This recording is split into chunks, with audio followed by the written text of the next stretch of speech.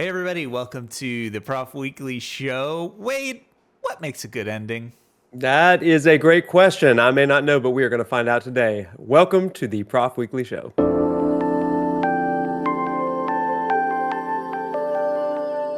right, in today's show, we are going to start a brand new segment that is called Roll Credits because Evan over here just finished a game. What game was it? I have completed and rolled credits on God of War Ragnarok, a game released so long ago.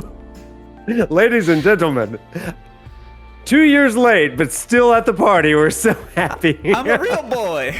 I'm a real boy. No, don't get me started. No more lies of P. Oh man, hey, everybody, if you haven't seen his epic saga of beating Lies of P, and you'd like to have the story of Pinocchio read to you by the ProfNoctis, make sure you check out that channel. And if you have 9 hours and want to watch us do the entire finale together, and by together meaning I just try and keep everyone entertained while Wade tries to not lose his mind in the fight of my life. Yeah, it was the fight of your life. But then you first tried like the second to last boss. Yeah, the second to last boss, it was like one shot. And it was like, what was that? Problem. And then it was just like an appetizer before the main course. So anyway, that is up on the YouTube channel. But today we are talking about endings of games. So before we get into Evan's experience with God of War Ragnarok, we wanted to spend some time talking about what is a good ending, bad ending, what makes the ending of a story, a movie, and especially a video game worthwhile. Evan, have you ever had a game or a movie or a story, any sort of story, I guess, that left you like jaw dropped? It just kind of resonates in your mind. Yeah, it's this feeling. The first time that I remember it is probably reading books as a kid, where you got really immersed into a world and then the book just ends. And so you are sitting there, maybe staring at the page, maybe you're reading about the author at the end. Sometimes I'll even just desperate to re-engage with the world, just read the back cover to see what like the synopsis was now that I had kind of finished it. And so the first memory that I have is those books. Is reading, and it's like the world continues on, but I'm stuck back in the real world, whether I'm just sitting in my bedroom reading or on the couch. And it's like no one knows what I just went through. It's like this personal experience that you don't really know how to explain. So I feel that way a lot, especially with stories with really rich characters and world building that you've really kind of become a part of. You just kind of just sit there and just like, wow. Yeah, so I had this experience actually last week. So I'm sitting on a beach, family vacation, all this stuff, and I have just finished reading the book Dark Matter by Blake Crouch. You had suggested to me the Apple TV show. I watched one episode and couldn't wait for the second episode, so I went to Barnes & Noble and I bought the book, okay, literally. And then I binged it at the beach, okay, just like... And so I go through this whole saga, and just like you said, I get to the end, the last words. I'm so satisfied and enamored by this ending that I read all of the Q&A at the back with the author, all of the thank yous and the forward that I'd skipped at the beginning. Like I could not get enough of it. But it's that moment of like, this story is over. My connection with these characters is done. Yeah. Except in my memory, right? So it's really, when you get a good ending, especially to a great journey or a story that you've really cherished, I mean, it leaves you almost with a hole in your heart of like, what do I do now? It's amazing how we can get so captivated by stories, and I think it's really healthy for our imaginations too. There's a segment that I want to do in the future about how like cutscenes and daydreaming in video games helps us to practice imagining what life could be like and helps us set goals. And so I look forward to get that. But it makes me think about this. And for those of you who have never played a video game, who are listening or watching, thanks for tuning in. Brave to me. No, with the idea of a video game ending is that they roll credits. So just like a movie or a TV show, when you finish a video game, almost always they'll kind of roll credits. Sometimes it's a scroll, sometimes it's a slideshow, sometimes it's just kind of some acknowledgments. But then they do some kind of interesting things. Sometimes they're interactive. Sometimes the credits are rolling while you're running around in the world. If you've ever heard of the game Super Smash Brothers, that's one that had a memorable roll credits, because I think that's the one where you had the little targeting thing that you could move around the screen, and you and your friends are just things. Yeah, shooting lasers at the credits while it rolls. At the developers, I guess. I don't know. A meta commentary. I don't know. Design lead one. That's perfect. So I think that brings us to this idea of video game credits and the ending of a video game story. In what ways do you think an interactive story that you participate in, like a video game, differs in the way that it kind of ends and your experience while you're doing it? Because you have some agency. Sometimes you're even choosing what happens in the ending, like the old Choose Your Own Adventure books from the old Scholastic Book Fair. Yeah, and that was not always a definite good ending or one that you were excited about. It's like you got to reload the save. It's like save scumming, right? With Baldur's Gate 3. Yeah, it is like it, because I don't know if you ever did this. When I was reading Choose Your Own Adventure books, if you've never read one, basically they were books that say, okay, now turn to page X. And so you go to this page and it gives you kind of the next step in the story. And so it creates this chain. But I would like keep a finger in the decision that I made, if that makes sense. Yeah. Like I'd put my finger in between the pages and hold my spot. Now, sometimes this would be like Inception, where I'd go like 5 levels deep. So I have like bookmarks and like napkins and things where I'm trying to keep the chain from the one decision that I made to make sure that I can explore all the possibilities. Did you ever do something like that? Oh, absolutely. Are you kidding me? Like I was plotting it out. Okay. Like I think that it probably informed my understanding of predestination theology and like a basketball bracket of things. Yeah, there you go. It's so funny that you mentioned this. Maybe it's too early in the show for me to get like hyper academic, but I was reading As We Do. 4 quartets by T.S. Eliot earlier today. Like As We Do, you know. There was a reason I was looking at it. Classic but one breakfast of read. A casual, the Today Show on, and I'm reading T.S. Eliot. So there's this one portion that begins with the idea of hearing the footfalls of a path not taken. And that person that exists down that corridor of decision making exists both in the past and in the future. Simultaneously. And like, it's always that question or wondering. And that's what Choose Your Own Adventure books really got me into as a 7-year-old, like I used to read Mario Brothers Choose Your Own Adventure books. Did you ever have those? Did you see those? I didn't, but that sounds awesome. Oh man, they were so good. And they were like in like a yard sale or whatever at this point, somebody else's home. But I wish I still had them. But I would utilize this and I would think, okay, well, what if I made Mario go and do this way or this way? And it gave me a sense of agency that even the video games did not have at that point. Now you do have a little bit more agency in games. Yeah, for sure. Path direction. But it's that idea of controlling the story. So to your original question, I think that the answer is that video games, when they do offer you that level of agency, the ending is like an ownership sort of thing. You earned this ending. Yeah. Like, it was a story of your making, which is something you really can't get from a book or a movie the same exact way, right?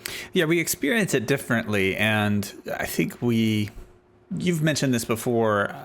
When someone's describing playing a game, they'll say, I did this, even though they're controlling the character. We use very personalized language that I think impacts our experience.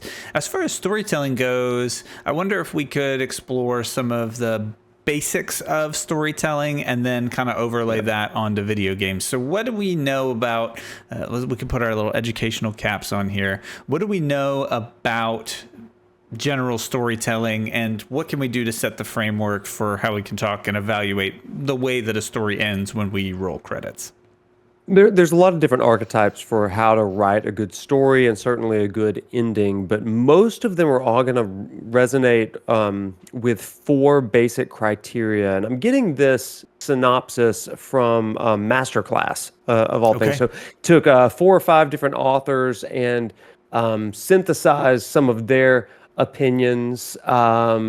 James Patterson, David Mamet, Judy Bloom, some others that have contributed to some of this stuff. So anyway, Masterclass is where we're getting this particular article. But they said that there are 4 criteria, and the first one is resolution, second one transformation, the third one suspense, and the fourth one surprise.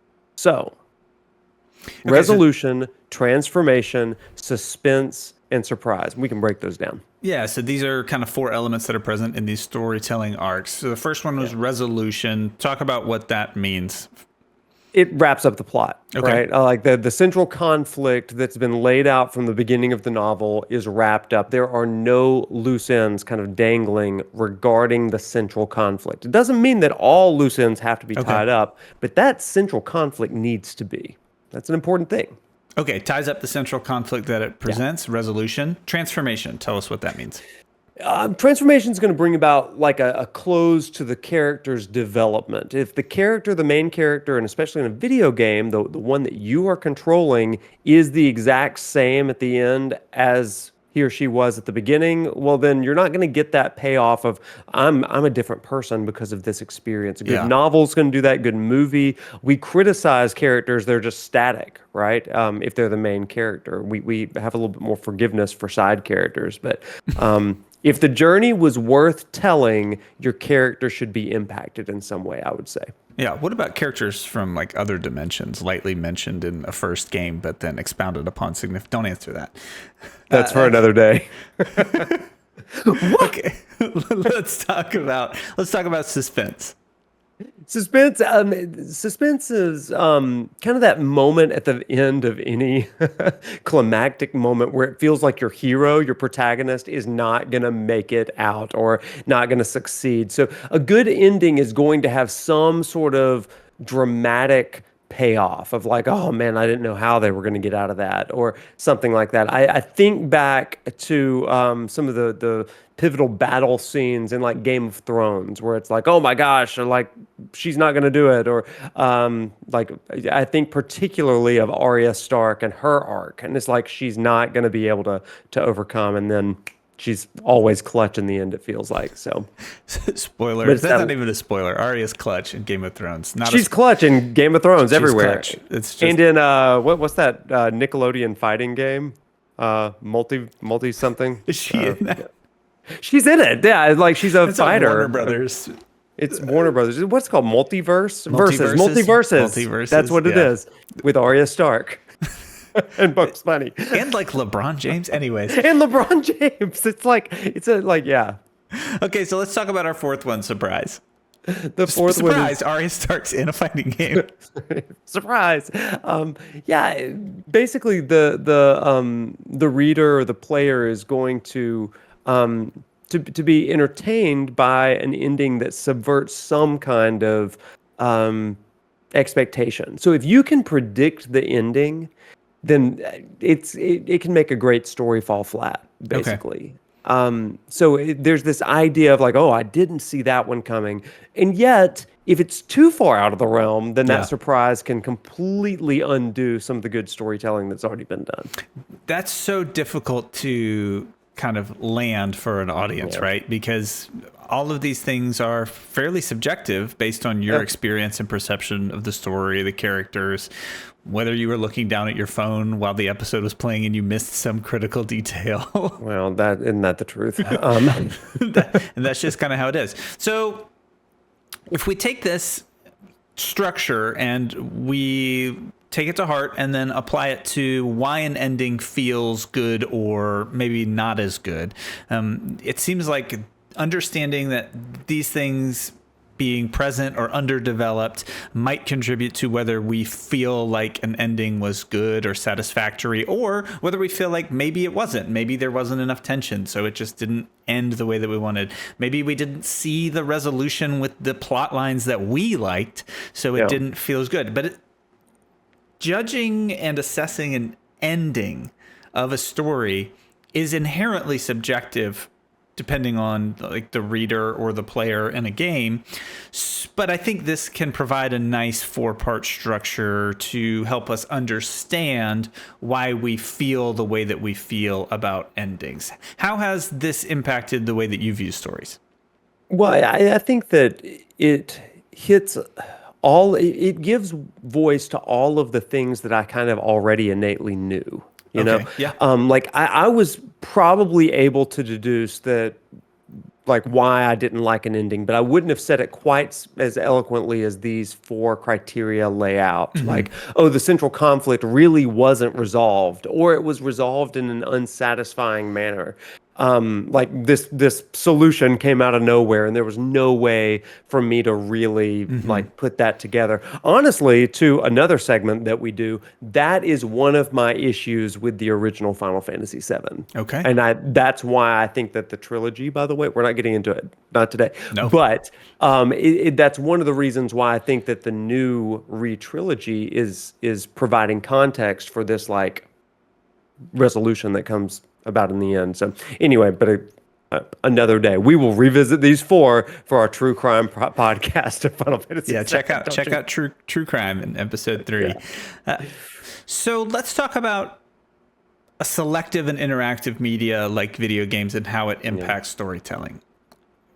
For example, if I felt like a conclusion or ending to a game was satisfactory to me, or it felt good, but you didn't. Video games are a unique media because there's side quests and other optional content that can contribute to the story that you can choose to participate in to understand it more or not. So I think it's fairly unique to video game storytelling as a medium, because if somebody's like, I don't think the ending of the movie felt good, and you're like, you don't ask them, well, did you watch the whole thing? It's just implied that they watched the whole thing and it was this kind of linear thing. That's true. The order that you experience things that happen, the choices that you make, the ways that you do it, it adds context to some of these things, the tension, the resolution, the transformation. So how do you manage feeling like an ending could be satisfactory or not, it feels good or bad, when not everyone has the exact same experience like reading a book or watching a show? What do we do with that? Well, it's so challenging. I think back to playing through Elden Ring back when that first came out, and it's timely now with Shadow of the Erdtree now released and in people's hands. But I spent my first playthrough 165 hours in Elden Ring. I know people that spent 40 hours in Elden Ring, and they like rolled credits on it. Okay. What was the difference there? They loved the game, but were really cool on the story. I loved the story, loved the game, all of it. The question is, did we really have the same experience? Well, I was reading through all of the item descriptions. I was like paying attention to the different movements of the bosses and kind of deducing, what does that mean? They're right-handed, left-handed, all that kind of stuff. Like, what does that mean? Like, just because that's the way that, that's what were they reading? What poetry were they reading over breakfast? It's those kind of things, right? But it's difficult because gamers play games for different sorts of reasons, and while a game of the year candidate like Elden Ring, you can probably deduce that it's an amazing game, whether you spend 30 hours or 130 hours in it. It's not so crystal clear for games that may not really reach those same heights, And I think that's what becomes really, really difficult. A player's time with a game and side quests and the immersion in the world, if you allow yourself into that, then it may frame the resolution and the transformation by the end of it. And if not, then you kind of get like the fast food version of that story. Yeah, so that's got to be a real challenge for developers to Oh my have to goodness, have can't imagine. a main story that feels satisfying, side quests that feel impactful, but Yeah. you have to tell a main story in some regards that makes sense if people don't do any of the optional content. What a Well, challenge. it's such a challenge. It's something that I talk about in some of my classes.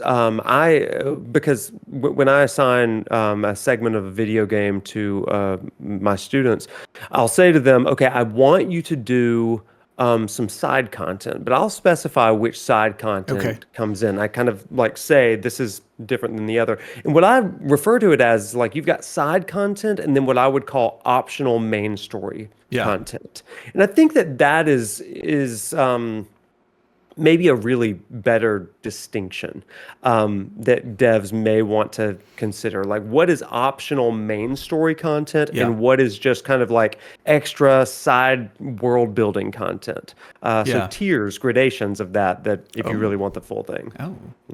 Gradations. Gradations, look at that. Yeah, that's a great way to frame that. So when it comes to really experiencing these kind of four things that happen in a story, I mean, every story has some sort of resolution, transformation, suspense, and surprise probably present somewhere. A good story will. Yeah, well, maybe they're little or effective, and whether they're effective or not is an interesting thing. So how do you look back when you finish something and you're processing it and you're saying that felt really good or that felt a little bit off? How do you engage with these kind of four elements to help you get a greater sense of the why? Like why this felt good or why this felt bad? Because when we articulate it and when we talk with our friends or our family and share it with other people, this can provide a great framework for having some language and specificity around those feelings and our opinions. I think it's good to learn how to talk about and helps us process as well. So how would you use these four things to try and better understand your feelings for a game? Well, I think you just said it. How you feel about a game is how you feel about a game. I liked the ending. I didn't like the ending. It left me feeling hopeful. It left me feeling really frustrated or discouraged or something like that. And I think that this gives you a framework for answering the question, why? Why does it do that? Not just saying, oh, I liked the graphics, which is great, and we love that, but saying, okay, did that really wrap up the central conflict for me? No, okay, that's leaving me a sense of hollowness, or it was an unearned ending in some ways. Did my character change? For all of the flack that the series gets, especially the sequel, The Last of Us, again, does this really, really well. I know that we've mentioned it a couple times in this podcast. It's a great storytelling game. They have a story, whether you like the story or not. Like it is very clear that who your characters are at the beginning of that arc is not who they will be at the end. And especially in part 2, but even in part 1, Joel is different from beginning to end there. And I think that that's one of the ways that you can use this. The suspense, I will be honest, we'll get into this in a little bit. There are endings like in God of War Ragnarok where I felt like the suspense just wasn't quite there, that climax at the very end.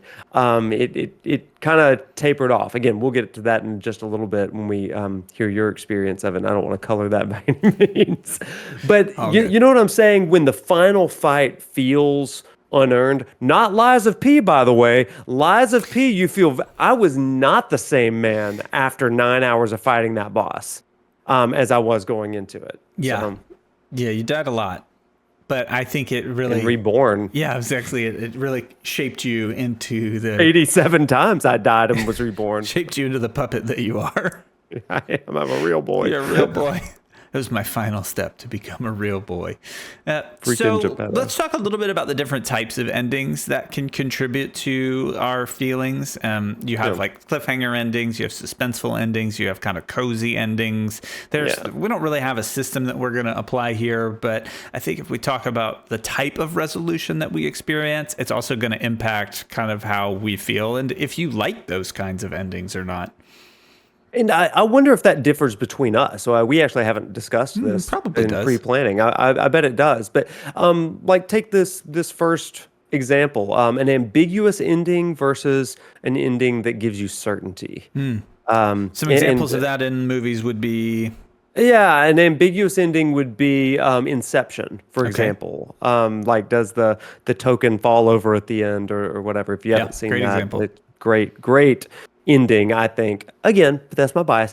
Or a certain ending where you know exactly what happened, where characters are going to end up, and all that kind of stuff. Yeah, Like, you might it is even get an definitive. epilogue that's like You might even get an epilogue. after the events of the movie, such and Like- such opened a coconut stand, and this Well, person exactly, got like the married to this last- person. The last hour and a half of Return of the King, Lord of the Rings, like you have no unresolved storylines Yeah. at that. Like I remember that one specifically because my brother and I went at midnight to see it back when we did actual midnight releases. It wasn't like 7 p.m. the day before. We're cheating now. Midnight. I know they're cheating to do that, but we went from midnight to like 4 a.m. and it was like, okay, I really don't care what the blades of grass did in the Shire. I'm so tired at this point. Now, nope, certain ending.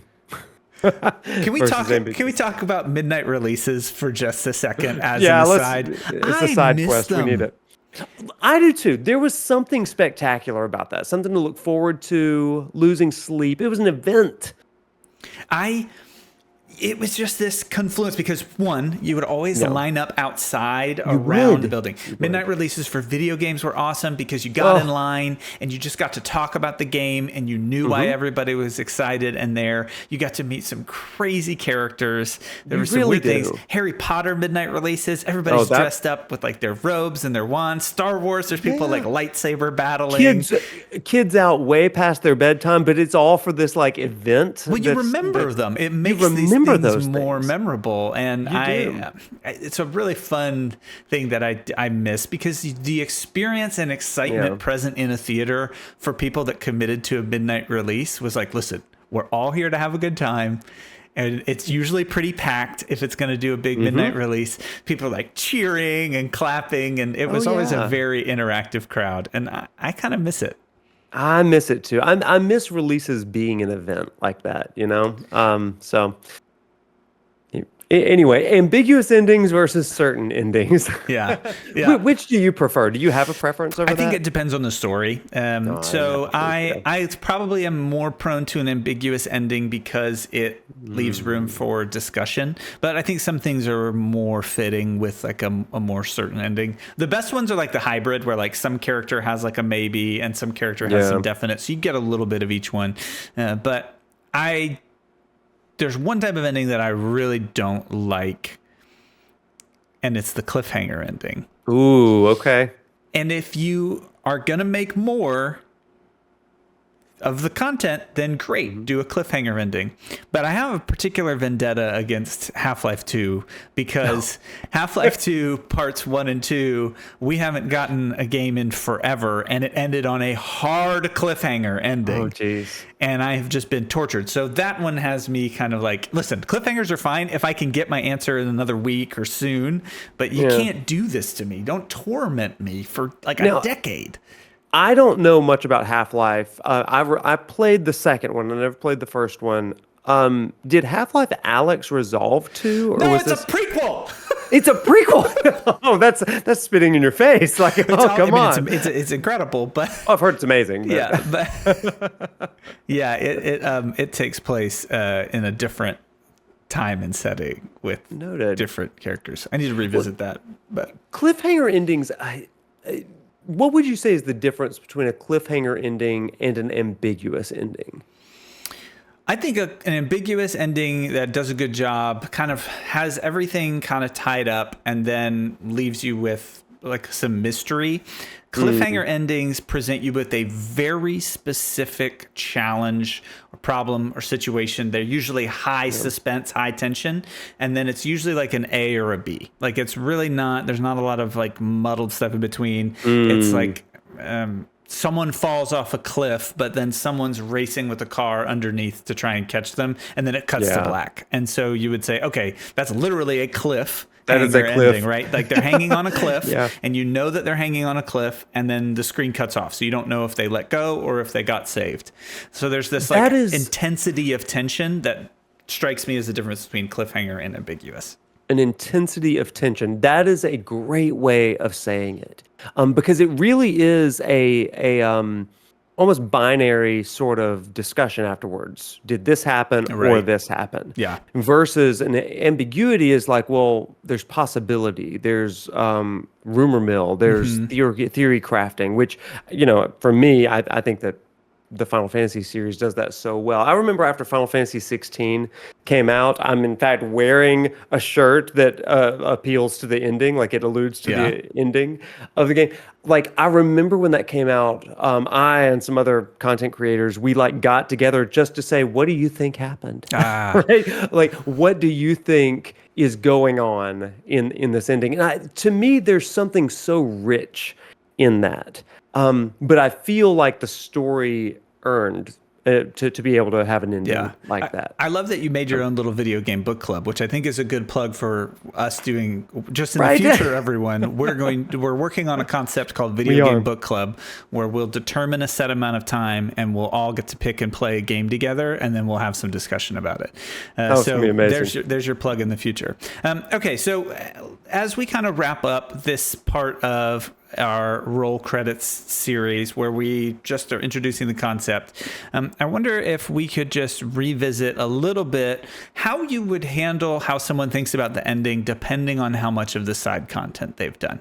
I think that is one of the things that video game players typically have very strong opinions. I don't know what it is about it. Maybe it's the investment in the agency, but you don't have a lot of like kind of softball opinions that people have. They typically are pretty strong.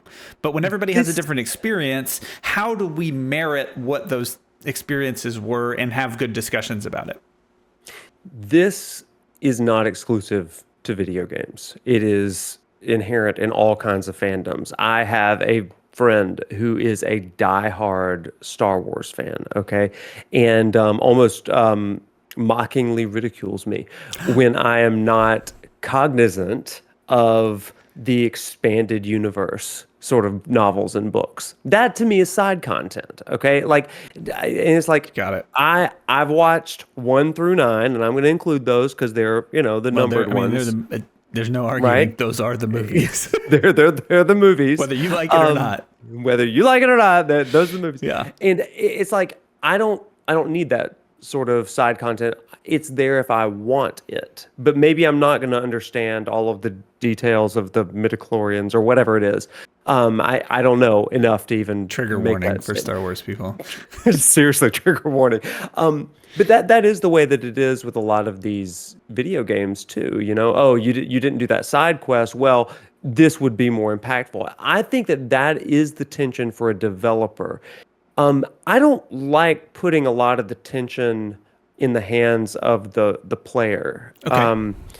I think that we've talked a few times about who's to blame or to credit regarding the reception of a message. Yeah. Is it the player or the developer? And I think that for the player to it's one thing to actively choose not to engage inside content. It's another to miss it and to have missed the story, right? Well, there's just a lot of information. There is. To me, I'm not sure. It's just not even the same experience for some. So like, I don't know. Like that's something that I think that we would probably want to have like a perspective from an actual developer. Oh, that would be great. That's the question that I would love to ask. Like, when you are world building through this side content, are you ever afraid that the side content is doing more heavy lifting than the main scenario content? I think where it's helpful for me is getting away from the discussion that happens in video games. I thought this was trash. I thought this was good. Okay, why? Well, I don't know. It didn't feel right, right? I think being able to tell the story of your experience, the content that you did, what contributed to the conclusions that you drew from your experience is an important thing. You say, well, for me, right, because we love to argue, especially online, like it's very combative, but the really kind of more sharing and connecting with like shared experience is a significant opportunity in games, but we're so, as a culture in the like hobby spectrum, so combative in the way that a lot of this is approached, that the dialogue and the discourse isn't really very inviting. And one of the things that I've enjoyed about this and the times that we've been able to spend and the friends that we have is we have some great conversations about what games meant, and things like this help provide a bit of a framework to better understand what our experience was and to ask better questions when we're talking to someone else about it. Like, get outside of our own heads and actually care about what somebody else's experience was, not whether they agree with you or not.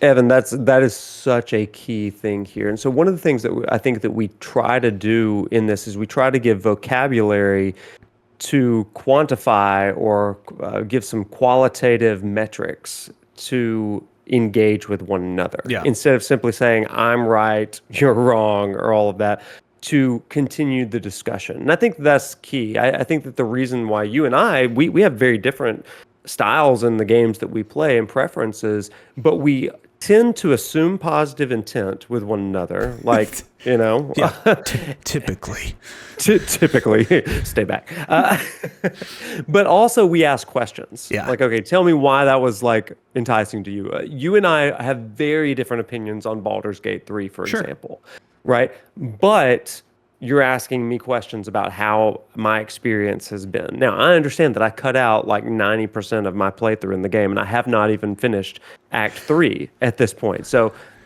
it could wrap it all up. The ending of Baldur's Gate 3 could really spin the narrative for me. But it is my narrative. That's exactly it. That's a whole nother discussion, because that game, you make such a radically different story depending on a myriad of choices that that's one of the benefits of that. Yeah. Okay, so this is a good framework that we're going to use when we approach some roll credits. Thanks everybody for tuning in, and we are looking forward to discussing a little bit about God of War Ragnarok. Now, that'll be coming up after the minigame stretch break. Here's some things.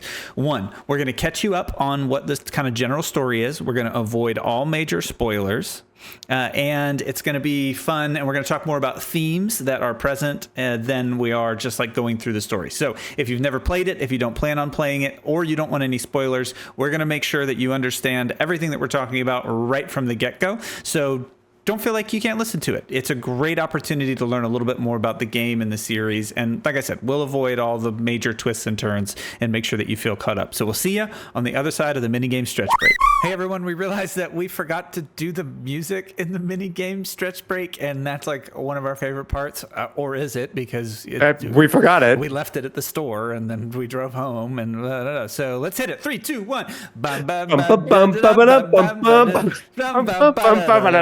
All right, now to the recording. Easily the worst. Yeah, easily the best. All right, everybody, it's that time of the episode for our mini game stretch break. That's the part in the middle where we take a break and stretch our bodies and our minds a little bit. So let's get a stretch in wherever you are. Listener, viewer, take a second. Be kind to your body. Get a little stretch in. Torgal can do a stretch. He's on the bottom of my shirt. I don't know what that means, and I don't know what you're doing. Torgal stretch break. I'm wearing a shirt with Torgal on it, everybody listening. I think, is Torgal a dog? Torgal's a dog. Oh my gosh. Final Fantasy 16 real ones, no. I'm just explaining. I'm trying to include everyone. All right, that was Torgal's good. the best dog. You're right. A little neck roll. Good stretch, everybody. All right, and to help us with our minigame stretch break, we have everybody's favorite bingo wheel, the bingo wheel of vulnerability. If you're watching on YouTube, you can see it. If you are listening, here you go. Here's an audio preview. Yep, that's right. Pretty lackluster, but it was an audio preview. Was it quiet? It was so quiet. Okay, here's an audio preview. There it goes. That's so funny. It almost sounds noise canceled. Oh, it's probably getting compressed or gated a little bit, but that's what it sounds like. But that's it. Anyway, there's real bingo balls that are swirling around. Numbered 1 through 50. So what we do is we each guess a number, and listener, you could guess a number as well. And then Wade has these geek therapy cards. There they are. Tell us a little bit about those. These cards, Geek Therapy card deck for clients and therapists, they are 87 practices to improve thoughts, build insight, take action in your life, and de-stress. And we use them to give some questions for us to consider as we are in between segments. All right, what number do you want? 32. I want 42. Oh. All right, here we go. Tell me when. Oh, someone fell out. Do we take that the one must that be the fell out? one. It's fate. You can't Okay, defy destiny like yeah, that. I think I see it. Hold on. Okay. Oh my gosh. Where'd he go? You have an R2D2 back there. That's awesome.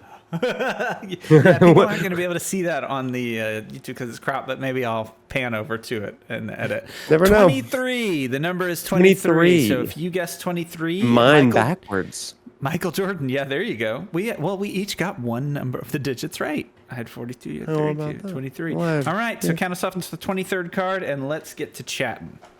I knocked my headphones off. I'm going to fix this. Oh. All right, everybody. Okay, and we are 1, 2, 3, 4, 5. There it is. Bingo there it is. wheel. 32. 32. All right. 23. Okay, 23, are you ready? 23. Did you count 32 or 23? Crap. 20. Oh my gosh. I went for my own number. This is the danger. So selfish. This is the danger. I'm so selfish. Bingo wheel of selfishness. Okay, here we go. Just keep going. I got it. Okay, so this theme is comics. You ready for this? Comics. Yeah. No. Lots of superheroes wear armor to protect themselves from different attacks. Yeah. But if you were a superhero, what would your armor protect you from? How would it repel attacks? How does this type of armor play a role in your life? And do you already use this armor? So it's really one question with like some collateral. All right. Phrase it as one question. I'm going to do it with one question. If you were a superhero, what would your armor protect you from? Okay. UV light. I just have sunscreen. Like that would be an answer. That would be an answer. I mean, it does negate the second part of the answer, which is like, how does this type of armor play a role in your life? Yeah, sun currently? safety. So sunscreen. Okay, listen, fine. Did No, you ever that's wear not my Bullfrog? Did you do Bullfrog sunscreen? I remember Like, it I feel like because my parents like lathered me in that stuff. it was a big thing for baseball players, Bullfrog, because it made your hands tackier, and so they would spray it all over their hands before they would pitch and stuff, right? Me and my brother. That was it. Bullfrog. Bullfrog. So yeah. So how does it repel attacks? How does it save you from UV light? Is that your final answer? No, it's not. That's just an example answer. Okay, if I could have Bullfrog. armor that would protect me from anything, I would say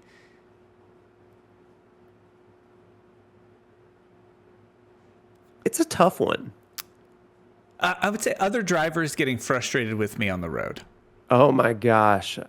Are you the kind of driver that invites frustration from other drivers? No. I live in the Atlanta area, so you know how it is over here. I do know how it is. But like, what if I had protection that just everyone saw me favorably everywhere I drove? So whenever you needed to merge, people would always merge and let you in. Whenever you had your turn signal on, they would go, "Oh, he probably wants to get over. Let me just back off a little bit, give him some extra room." You're never getting like cut off by big trucks on the road. Nobody's driving crazy around you. You have I would have armor from other drivers and their road rage, and people would think favorably of me. So I would just I would have a nice, relaxing, enjoyable driving experience. I like that a lot. That's good. A nice because contextually that really matters where you are. Like I lived in that traffic. That's something. It can get pretty bad. It can get really bad. You learn to take back roads. I know that. So for me, I think that I would probably have armor that I don't want to say it protects me from negativity, but it protects me from thinking the worst of other people, if that makes sense. So like when somebody interacts with me, I want to be able to have an armor or a filter that I can process it in the most positive light so I can still see them positively. Oh, okay. Yeah. Does that makes sense? It's like, I just need a filter. It's like, okay, that was super critical, what you just said to me. But then it goes through the filter and it's like, yeah. Thank you for encouraging me in this way. And like, you really helped me. Like, see, I need that kind of positivity filter. I have armor against not seeing the best in people. Yeah, I think that makes That's sense. it. Your armor is a lot more attainable with a nice positive mental attitude than Oh, mine is. you would think that. You would think that. Like I start every morning by trying to get my head on straight, okay? Like I Yeah. like spend some time like maybe reading or thinking or like Yeah. meditating. I used to do yoga and stuff, just like Yeah. self-calming sort of things because you don't know the level of frustration that you get throughout this day. So People your coming into my armor is office. really armor against the haters. Armor against the haters, which is so useful as a content creator too. I Oh, don't get a ton of hate comparatively, but sometimes on Twitter/X, you get them in there. you gotta But have it. I mean, it really makes you appreciate the good ones, right? when I was younger as a content creator, I assumed positive intent instinctually, but then trolls came for me a Yeah. couple of times, and I was like, oh, I'm wearied from the world, I guess.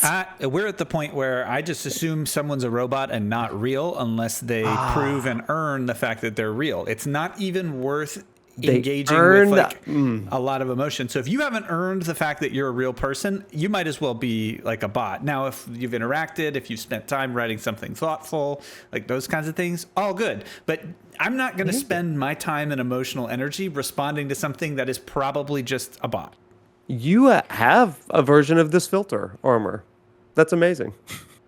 Now we just need to live in it. All right, everybody, that's been That was a great ending. Now let's live in it. Everybody, that's- And with that, that has been our mini game stretch break. we hope that you are limbered up and ready for our next segment. See you soon. All right, and welcome back from the minigame stretch break. And we are now, having talked about endings and resolutions and what makes a good one or a proper one, let's put it to practice because we're starting a new segment called Rolled Credits. Because Roll Evan credits! over here, that could be the jingle. Evan over here just finished God of War Ragnarok. And while many of us finished it when it first came out, no shade, this is a great opportunity to process somebody whose emotions are still raw from it. So, Evan, how's it feel to be on the other side of God of War Ragnarok? I like this segment. This idea that when we would roll credits, kind of quickly, we'd capture some of our thoughts about it. So we just this is kind of our video game journey here. It's a bit of a video journal. It feels good. It was so good. You picked up this game and played it more than I ever dreamed that you would have. Like, it just didn't strike me as the kind of game that you would be really into because it's so story driven. It's so, like, the gameplay's great, but it's just so narrative driven. So, like, you really enjoyed this game, played the heck out of it. I played it in a way that I didn't want it to end. I was doing things to try and not. Like when I got near the end, I was like, I want to do some other stuff because I don't. If I keep going on the main story, that means it will be over at some point, and that was tough. And I haven't felt that way in a game in a while because typically you kind of get to the point and then you're like, all right, I'm ready for it to be over, and then I just sprint to the finish. And this one was not that way. I lingered in it quite a bit. So before we really get into the weeds of it, because that first impression, I think that was my first impression too. I think that's a lot of people who played just an immaculate game. But before we get into the weeds of the ending and all of the things that you loved about this game, why don't you explain the story of the game, especially for those that may not have played or even watched playthroughs of God of War, brand new to the franchise, all that stuff. Can you set the stage for us, talk a little bit about the franchise? Great. So God of War Ragnarok is a game that is an extension of an earlier game. So they kind of took the series in a different arc for these last two games that they've made. So there's God of War, which is not really a remake, but you played a lot of the other God of War, so I'll let you talk about those in a second. But just think of it as this kind of two-game capsule, and it's this father-son story between a guy named Kratos, who is a god of war, hence the name there, and his son Atreus, or as I called him as a Dune fan, I just called him Atreides the whole time. Atreides. Oh, nice. But tell us a little bit about the franchise as a whole before I talk about the specifics of this one. Yeah, originally God of War released on I think PlayStation 2 first. It focused on Greek mythology first of all, and it was brutally like violent. I remember that my parents wouldn't let me play it at Oh, first, really? and seriously, because of the blood and the gore and all that kind of Very stuff. gory. Very very gory, much gorier back in the day than the newer ones are, I believe. Even though they're really gory too. It was just gratuitous gore in the original games. But God of War 1, 2, and 3, and I think Chains of Prometheus, that may be an expansion for something. There's some chains sort of thing. Anyway, those focus on Greek mythology. But with this new one, they've moved over to Norse mythology, but it's connected because it's like Kratos turning over a new leaf Yeah, after he's killed all of Olympus. he kind of shifts universes Yeah. into other mythology, which is pretty cool. It's a neat way of continuing the story, not fully a reboot, but kind of. Yeah, so if you haven't played or aren't interested in playing, just a reminder, we're not going to do any big spoilers or No anything big like story. that. We will talk about some of the characters and things like that, but the big twists and turns, we'll leave those kind of unresolved. And so it's this father-son story where he definitely has a past that he references, and they do a really good job of this. So they catch you up, but I haven't played any of the other ones. I've only played God of War and then this one, God of War Ragnarok. And so I didn't feel like behind or anything at all. I felt like it gave me the context that I needed to understand, to experience the gravity of the moments the way they were supposed to happen. He has a past, it was different, and we kind of move on. So it's this father-son story where you play most of the game with the main character, Kratos, and you have a companion that will kind of rotate through. So it moves a lot of the dialogue and the story forward through conversations that they have while you're traveling and journeying, and we'll get into that a little bit.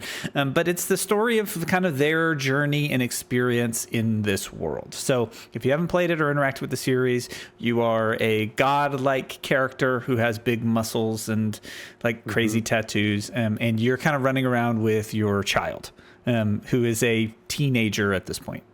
Yeah, it's a father-son story, more than anything, I think. And it also has just some of the best fast-paced gameplay that I've played, especially in a story-driven game like this. It's just like, wow.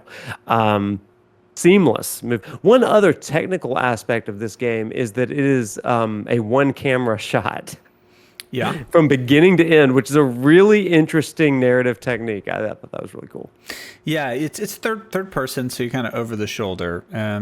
But as far as the story itself, it's really really well told.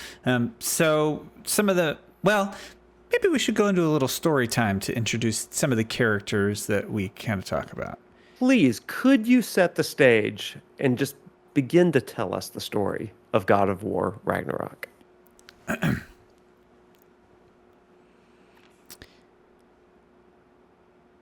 Step into a world.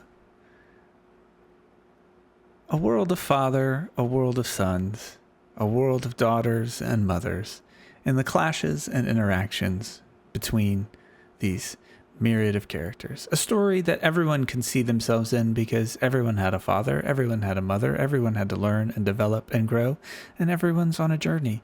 A journey that involves giant jellyfish, dogs, giant dogs, little dogs, medium-sized dogs, wolves, bears, ogres, and other various celestial creatures. A giant snake, a small snake, some other creatures that I wouldn't even name, some dragons.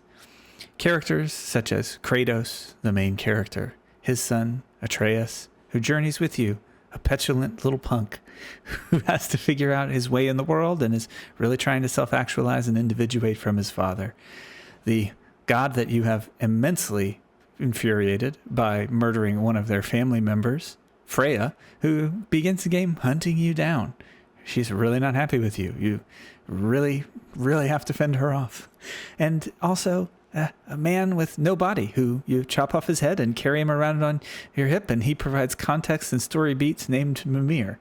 You rescue some people. There's characters like Odin and Thor and Heimdall from Norse mythology, and you travel around the 9 realms, adventuring and learning, making friends with elves, dwarves, and enemies with just the same. As you journey into hell, as you journey into Asgard, you find all sorts of friends and characters along the way to help you in your journey in an ever-changing and ever-evolving story. So that is basically where God of War starts and ends. You know exactly what is happening now. You're totally caught up. And we're going to talk about some of the themes that are present in God of War that kind of carry out of that. Wade, what would you add that I missed? I don't know. I am so stuck on you cut his head off and now he's your friend and you're adventuring and learning together. It's what happens. It is what happens. Yeah. There's a so character named elegantly- Mimir who is a godlike character, I guess, similar because he He lives lives without a after- body. So Yeah. I assume that he's good. And you like carry him around and you like hold him up to things because you can't read. Like that's one of the central You themes. can't read, so you use the god. So this guy reads to you and your son reads to you and it rules. Yeah, it definitely rules. It's the story of a father who can't read And how he refuses- forces heads and sons to do it for him. Refuses to learn. Actually, he really, because there's this thing, if you don't have a companion with you and there's these little guide stone tablets, if you don't have a companion with you, he just walks up and he goes, and then you get the XP points. But if you have somebody with you, they like read it out. The way you've described this is how I imagine like my mom wants me to be in helping her figure out how to download and transfer like a PDF or something like that. She's going to decapitate me and just put my head in front of the PDF. I don't see like that. I don't. This is a good episode. I'm just telling you right now. My favorite thing Like doing, this feels right. yeah, my favorite thing doing tech support family is when they read you everything in the menu. I see file, save as, open. It's like, okay, stop. Just don't. Open. There's 18 things. Just do Yeah. you see this specific one? And that's Anyways. kind of how Kratos is with Mimir and Atreus, you know? Yeah, that's great. Yeah, that's great. So, Kratos is the dad, Atreus is the son. And so you have this myriad of adventures. So let's just talk about some general points with this game now that you're caught up. The pacing is amazing. My brother said it best where he said, it is a game that really respects your time. Because it doesn't make you double back and wander aimlessly. It gives you pretty clear direction about where to go. It uses loading screens really creatively where it adds plot elements and story where you're always moving, you're always doing something. The design philosophy had to be something around like, for the most part, you don't go more than 30 seconds without having to input some kind of button. Now you have like longer cutscenes, but it keeps you really engaged, but gives you really good engaging combat and exciting moments, and then lets you kind of rest and reflect. Even if something exciting is happening on screen, it gives you like a little bit of a break. So the fatigue factor, it paces itself out really amazingly. So that was one of my favorite things about the game, is that it really keeps you playing in a way that really respects your time, like my brother said. That's a really great point. I'd not thought about how engaged you are even in these cutscenes, moment to moment. And that is, as a guy that loves almost exclusively very long cutscene type games, that was, I remember, just a welcome addition in God of War. Yeah, it was really good. So I want to ask you a couple of questions about the themes of the game, but also your experience of the ending itself. So can you tell us a little bit, what are you thinking about as you finished up this game? So I think there were a number of themes that I really gravitated towards. The game has a lot of things to say, especially if you do some of the side content stuff. You can really see where they build a lot of the world and the characters. The characters are built through the actions and decisions that they make. I think a lot of the time the characters really do feel like they're making decisions. You can tell that they're really wrestling with things. There's enough foreshadowing that you feel like you're anticipating some of the things that are happening, like the possibilities, especially towards the end, but it doesn't feel prescribed. Like they feel like you have a little bit of agency, or the characters are experiencing agency in their world, which is one of the themes that the game deals with. It deals with our fate. Is our fate sealed? The actions that we take and others are the things that we can do to change that fate. And what I really enjoyed was how the nature of a person or a thing contributes to its fate. What is our nature?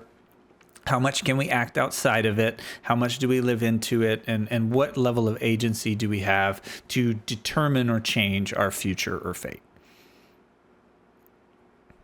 That seems to be a theme that is resonant in a lot of video games. Defying destiny, changing fate, all that kind of stuff. What do you think the Norse mythology aesthetic really does for that theme?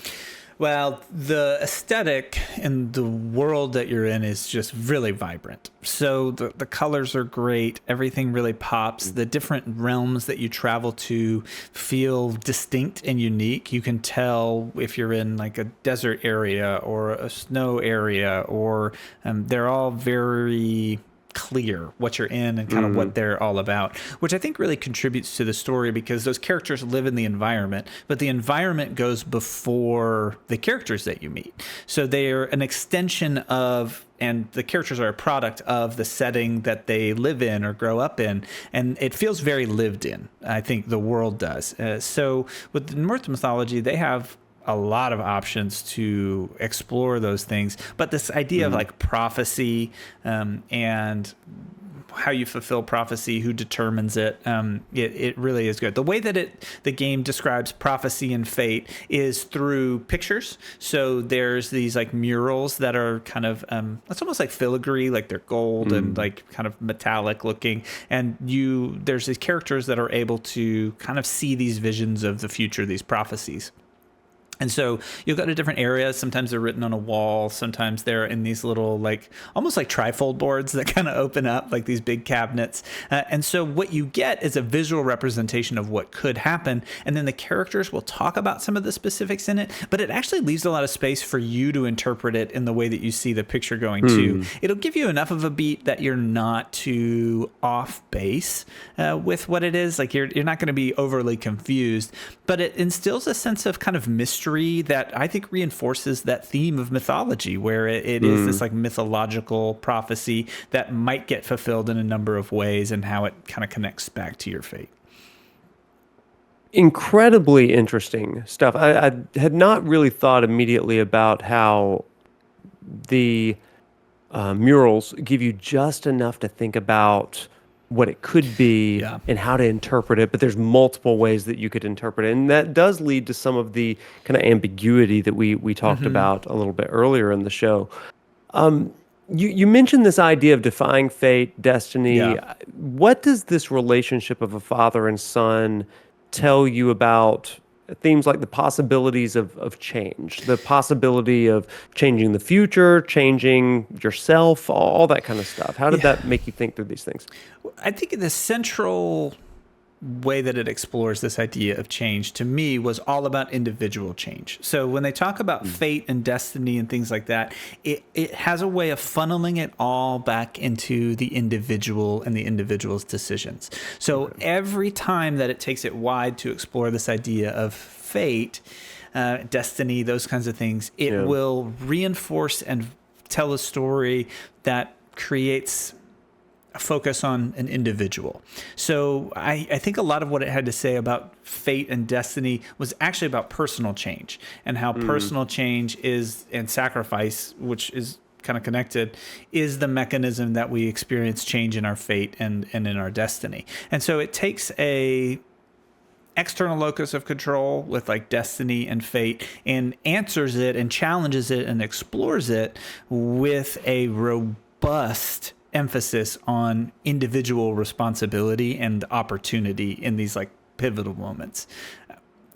I think probably the best example I have of this is that any big change that the characters challenge with their fate, or where things are seemingly ending up for them in their lives, is set up by these really neat little vignettes and kind of motifs that you see them chewing and wrestling with these ideas of change in small decisions in the story along the way, so that when they get to the big ones, it feels valid. You've seen both sides of the exploration of the change that they want to make, whether it's possible to change, whether it's good, if they're willing to deal with the consequences of this nature that they want to change into, or what they want to see.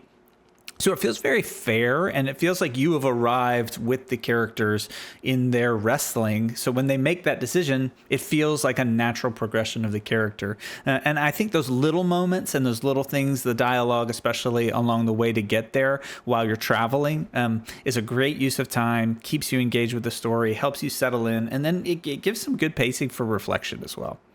So yeah, I mean, you've kind of mentioned this a few times here, the immersion of the game and the world building of the game and these quiet moments that allow you to reflect on these big moments. It seems like this game does storytelling in such a unique way that gives you, the player, the agency of what to do with the things that you're experiencing. Not every game is going to go from these blockbuster style battles or moments into a canoe ride or whatever, so that you're kind of thinking and processing on your own at your own speed, on your own terms, right?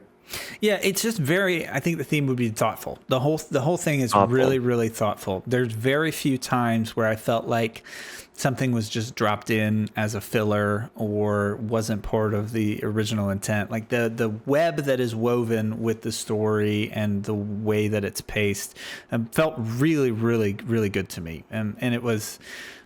Another thing that my brother has said is that he said nobody does spectacle like God of War. So the scale of moments is big. Yeah. The size of the things that happen in the foreground and the background and the enemies that Yeah. you're fighting feel really good. And then the combat mechanics were good. Improves from the first game, I think, in a big way, partially because what the hardware could do. The first God of War was really pushing up against what the PS4 could do. Yeah. And this one being kind of a flagship for the PS5 was awesome. And the controller cannot be overstated. The Oh, HD yeah. in the controller contributes so much to that feeling of like punchiness and spectacle and like the weight to things with the way that it gives you kind of that tactile feedback. I noticed it especially in this game. There's some games that use it and there's some games that use it spectacularly. This is one of those that it really felt like things had some weight that went along with the sound and the camera work and things like that, which was amazing. So this segment is called rolled credits.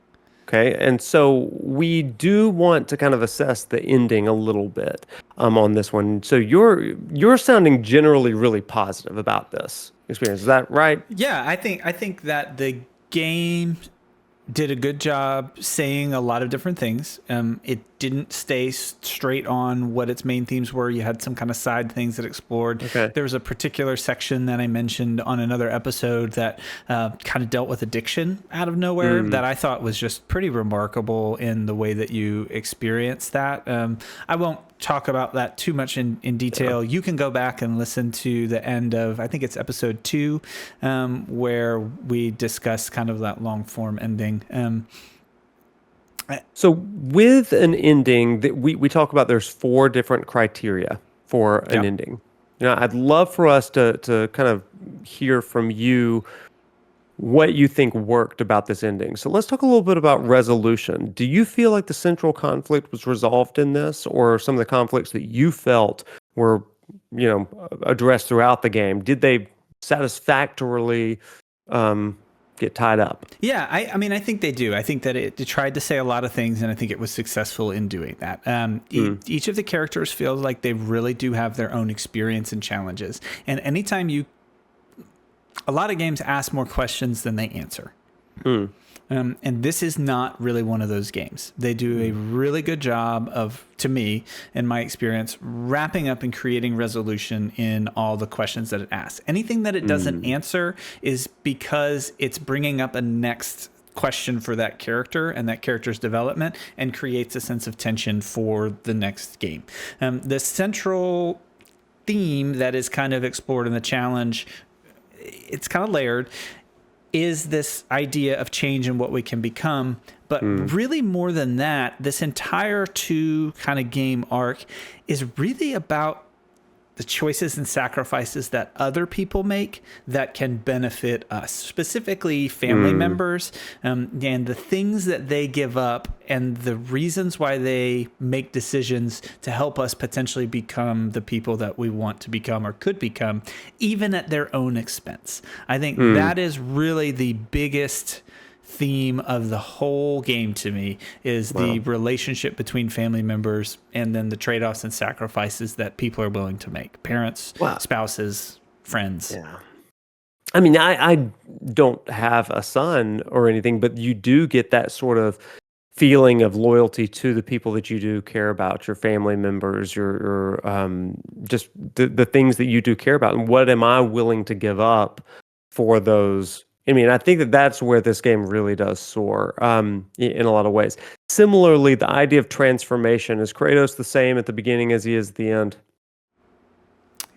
No, and you'll have to find out why. And you'll have to find out why. Yeah, but you felt like this was so. This was one of the issues with, I think, the original God of Wars, 1, 2, and 3. I really felt like Kratos was just like this, like brutal, wrathful sort of things. New things happened to him that fanned the flames of his anger. Sure. But so maybe he was more angry at the end than he was at the beginning, but it really was kind of this static sort of character. But this game, you feel as though the transformation was believable. It was dynamic. I mean, it does a great job of getting you there, and it lets you participate in the wrestling and in a way that makes you frustrated with the characters because it feels realistic in some ways. Like you're like, no, don't, when you're just pleading with a character not to do something because you can see the ways that it's going to be harmful. You see the big picture, those kind of things. That's how I can kind of tell that I'm more invested in things is when I feel like I have stake in the decisions that they want to make. And I'm like, oh, if you could only see this and this, or you're being deceived in this scene, like really don't.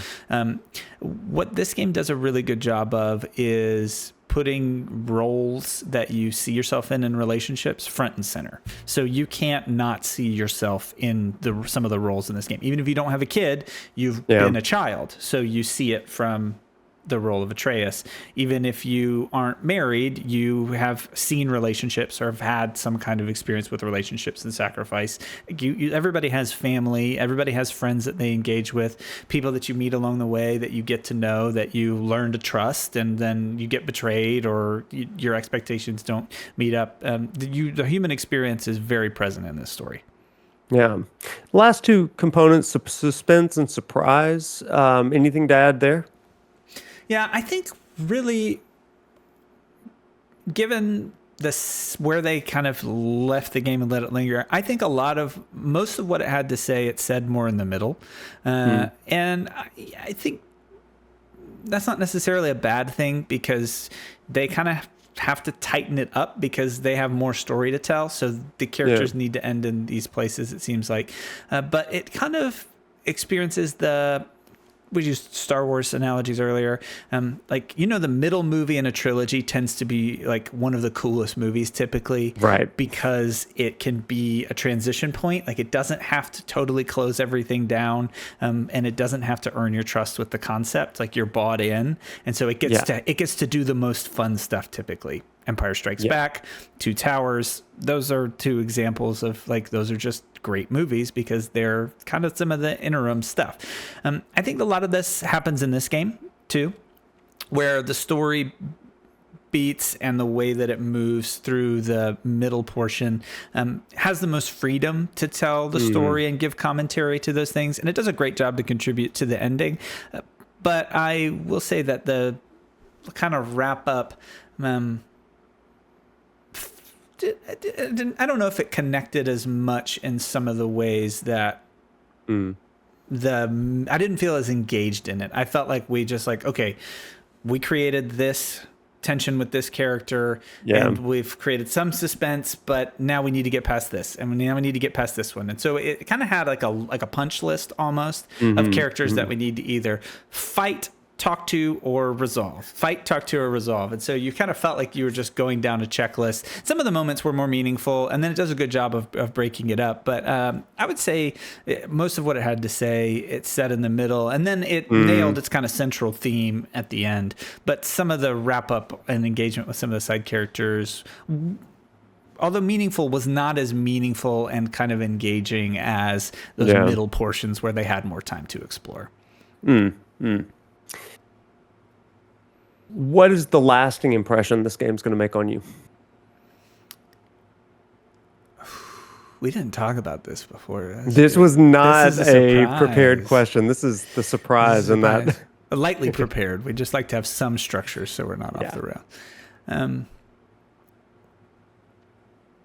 The reason I ask is because, great stories that really impact us and stay with us, they usually are things in the religious world, religious context, and religious studies and stuff. We talk about mythos and the idea that myths inform our ethos, it informs our belief systems and our personality. So what is the thing that you would like to integrate from your experience with this game?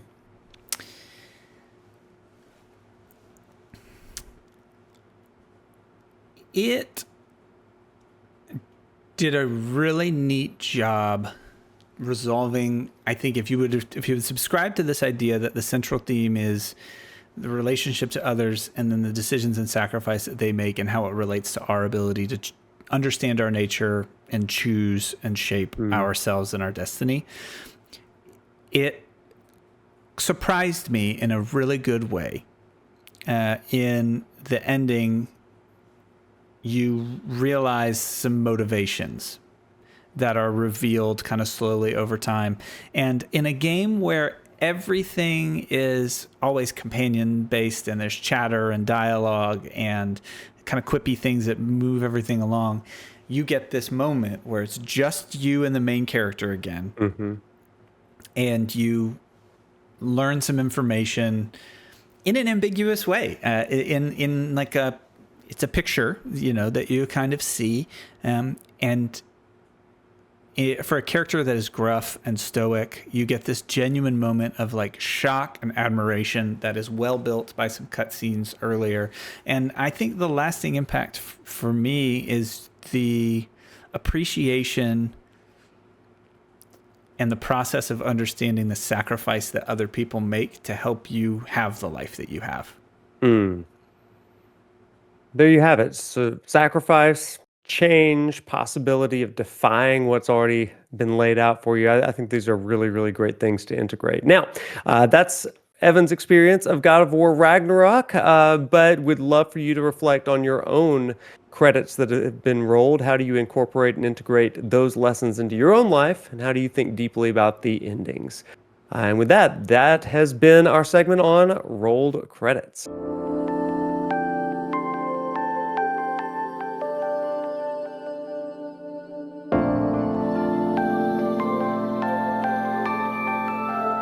Thanks everyone for tuning in. We really enjoyed this episode and we're so grateful that you watched it and listened to it. Thanks to Sing 40 Laughter for the use of their music. Thanks to Nick Smith for doing the graphics. And as always, have a fantastic week. Bye-bye.